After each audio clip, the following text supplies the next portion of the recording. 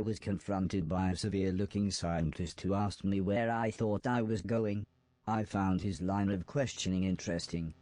Existential, almost.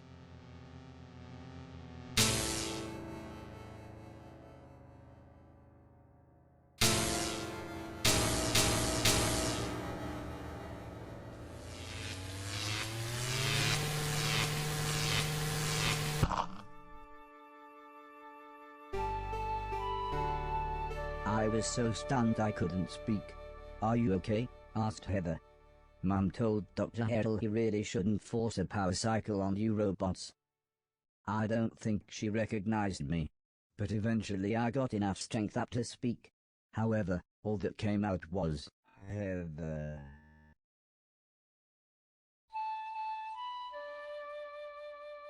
As for the old lady, I don't know how, but she recognized me as soon as I walked through the door of their living quarters.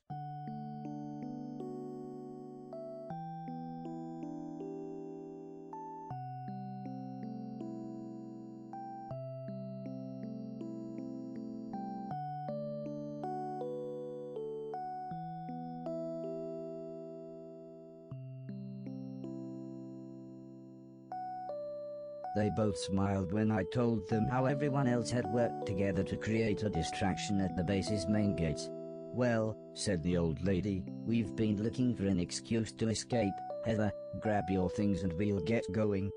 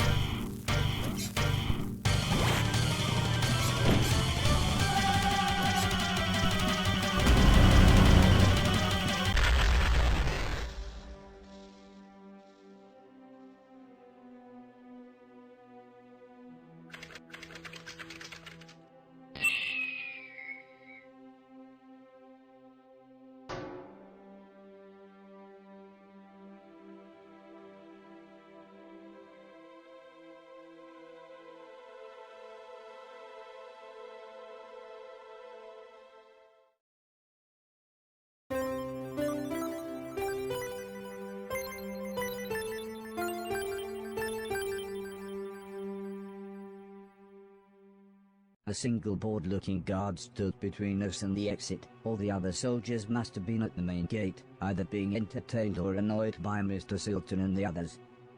"How do we get past him then?" whispered Heather as we crept closer. The old lady smiled. "I'll create a distraction and you two run for it," she said. "No, Mum," said Heather. "If we're leaving, you're coming too." But Mr. Logan soon solved our dilemma. As we quietly jogged through the exit, Mr. Silton and the others tore round the corner in the van before screeching to a halt, all the while Mr. Preston shouting and gesturing for us to get in. When things had finally quietened down, I asked Heather what was going on. "It all changed after Dad died," she said, explaining that because the professor didn't want anything to do with me, the old man's financial investors split the company into 12 divisions and began manufacturing all sorts of robots. So the old man, he was actually my creator, my maker. I suppose a more poetic man might have called him my father. Soon, the robots were sold to every country, Heather continued, saying that when a small skirmish in the Middle East turned into a global war, every country started using robotic troops. In literally less than a day, every country's robots realized that the other robots were not the problem, the humans were, and, very logically deserted, with disastrous consequences.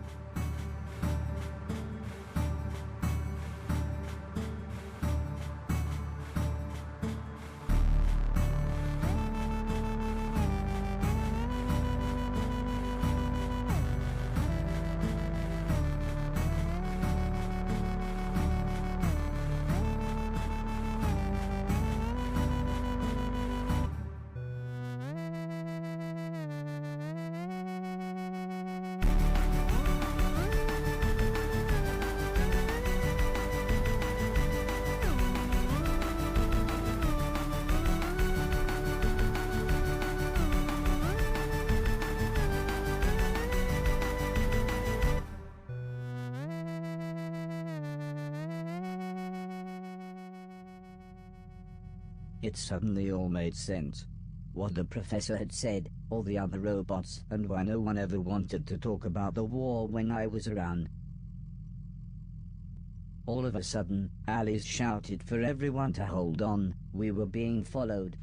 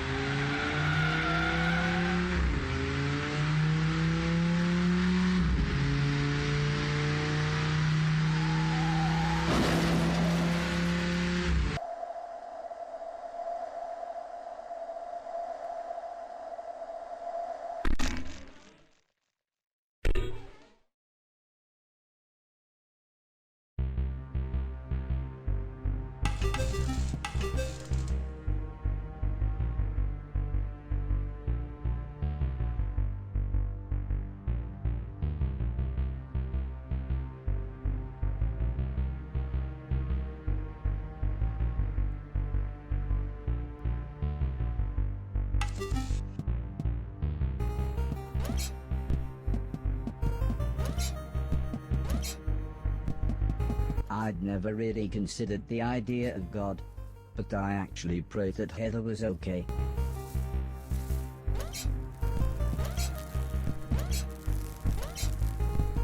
We'd fallen pretty far out of the van, and I wasn't sure I'd really braced her fall.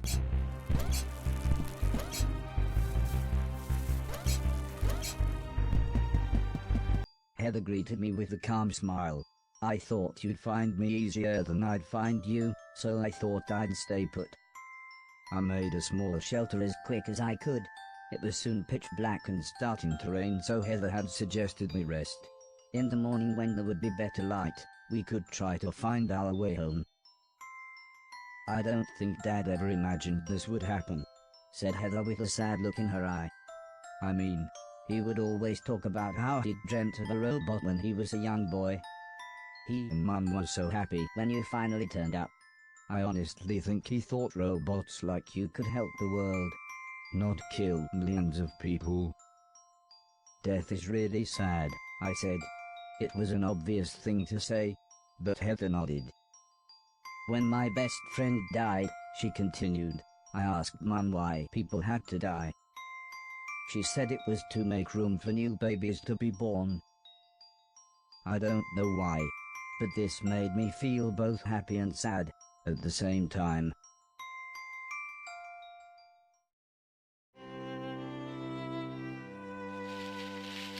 Mr. Preston practically fell through a bush as he said, "There you are. We've been looking for you all night." He explained that they had lost the soldiers but the van had broken down. Luckily though, it was actually only a short walk away. I must have looked sad when we got back, as the old lady sat down beside me. "What's the matter?" she asked. I told her that Heather had explained the war to me. The old lady sighed, "It's not your fault," before saying how the original idea was for the robots to be raised like children, learning and developing their own consciousness. But, when the old man died and I was shut down, my consciousness was taken, hacked, and copied to every other robot, to bypass the growing up stage. Heather explained that every robot had a tiny bit of my memories, of the old man, the house, of everything. So when the war broke out, hundreds of unstable robots kept arriving at the house. "I think it was like some kind of pilgrimage for them," said the old lady. "That's why we created a scrambling signal. It only works within a few hundred miles, but turns any unlicensed or illegal robots close enough into mindless zombies. That's another reason we were surprised to see you." Heather explained how most of the planet had been taken over by robots. She said they were looking for more people, but it wasn't looking good. They had received a radio signal from Japan. There was a few thousand people who survived there. "Lord knows how," said the old lady. "Their robots outnumbered people 50-1 by the time the war broke out." Heather said how she had been writing a virus that would shut any robot down. "I'm not really a great coder," she said. "Mom was trying to work out a way to boost the scrambling signal, but now you're here I've got an idea." The old lady smiled and slowly nodded. "We should be able to clone your personality and broadcast your consciousness to all the other robots." Heather smiled. "We'll make them all nice." "Robot," interrupted Mr. Sultan, "we're nearly done, but we're all starving. See if you can catch us one of them rabbits."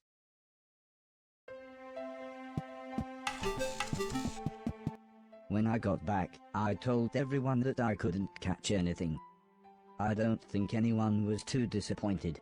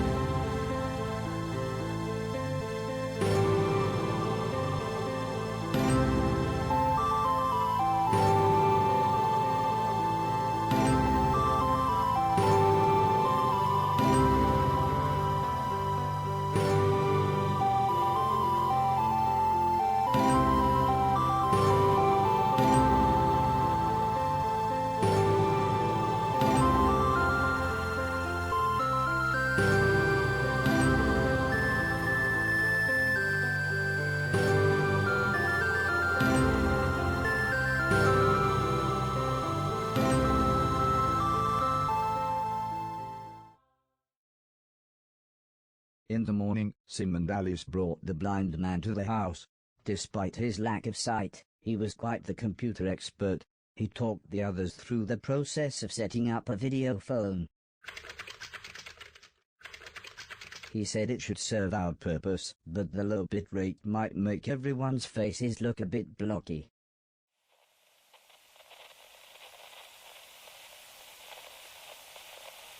The device soon crackled into life.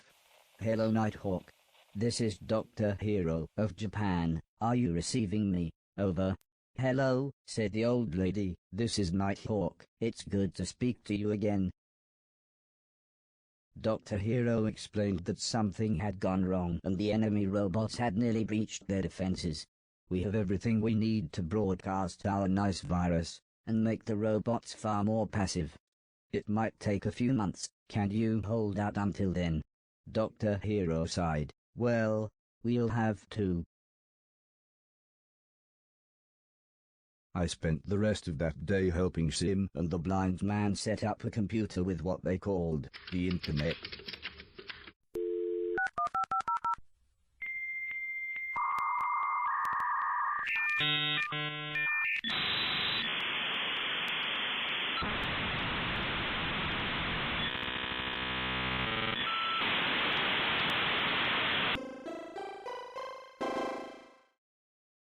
The planet might have been ravaged by war, but this allowed people to communicate with each other. The old lady was concerned about viruses and other technical-sounding things, explaining that they might infect me. But Mr. Silton talked right over her, as he convinced everyone it was a great idea. It was amazing. When Heather and I looked at it, there was nothing but video games and awesome cartoons. When Mr. Preston looked, it was all strange conspiracies and ghosts. Mr. Logan saw guns. Alice saw that her church was having a summer fete. For Mr. Deck it was operas and subtitled films. But when Mr. Silton looked at it, I was shocked to find the entire thing was full of naked ladies.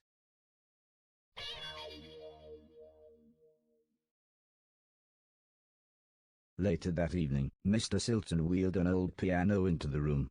Heather smiled as she explained that her parents had bought it for her when she had seen it in an old junk shop. As a thank you, she had written a piece of music for her parents, which one day she tried to play for them.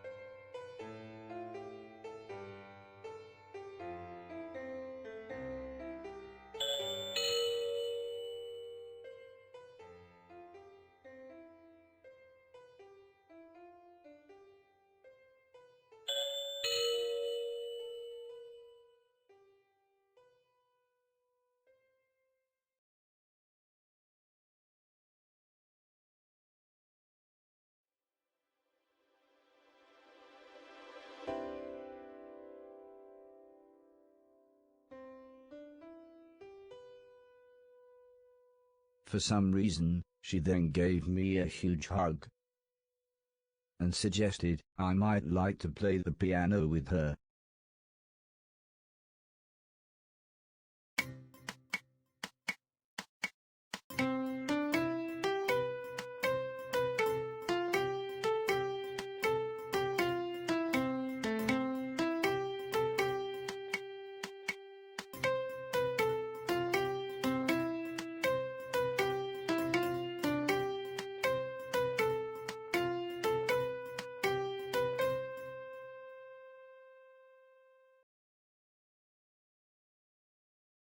As happy as the old lady was with us playing the piano, we soon got back to business.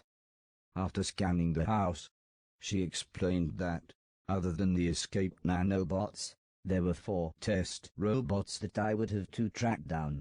They had each taken important satellite parts that we would need to broadcast the nice virus, and we had to get these parts back to the hallway with the rest of our equipment. If you're going to explore the house, said Mr. Silton, you should know some of the doors have been boarded up. Here, take my crowbar.